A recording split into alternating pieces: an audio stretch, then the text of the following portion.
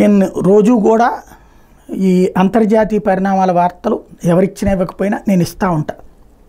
ఇదివరకు పట్టని తెలుగు పత్రికలు కూడా ఇప్పుడు ఈవెన్ ఈ సీరియస్ పొలిటికల్ ఇష్యూసు ఎలక్షన్ మూమెంట్లో కూడా అంతర్జాతీయ వార్తలు ఇస్తున్నాయి. ఎందుకంటే ఎవరో ఒకళ్ళు ప్రారంభించాలి, ప్రారంభించకపోతే ఉండదు. ఒకప్పుడు ఇచ్చేవాళ్ళు మానేశారు, మళ్ళీ నేను ప్రారంభించాక అందరూ ఇవ్వడం ప్రారంభించారు. ఒకందుకు అదొక ట్రెండ్, హ్యాపీ నాకు కూడా.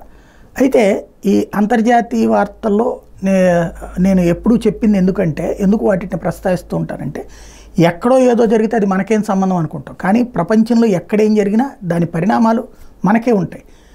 ఇరాక్కు అమెరికా వార్ జరిగితే ఆయిల్ ధరలు మనకు పెరిగినాయి. ఇరాన్ ఇరాక్ యుద్ధం జరిగితే మనం సంక్షోభంలో పడ్డాం. అట్లాగే ప్రపంచంలో ఏ పరిణామాలు జరిగినా మనకే సంబంధం ఉంటుంది. దానికి సాక్ష్యం ఇప్పటిదాకా రోజు మనం మాట్లాడుకుంటా ఉన్నాం. ఇజ్రాయెలు హమాస్ వారు, ఇజ్రాయెల్ మీద హౌతీ తీవ్రవాదుల దాడులు, హెజ్బుల్లా తీవ్రవాదుల దాడులు, తర్వాత హమాస్ తీవ్రవాదుల దాడులు. ఇవి హౌతీ తీవ్రవాదులు అట్నుంచి వచ్చే షిప్పుల మీద దాడులు చేస్తున్నారని చెప్పుకున్నాం.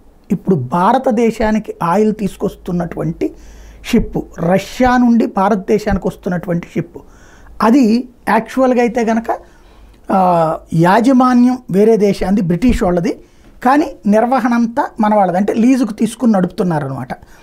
గుజరాత్కి వస్తున్నటువంటి షిప్ ఇది ఆండ్రోమేడా స్టార్, దీని పేరు ది ఆండ్రోమేడా స్టార్.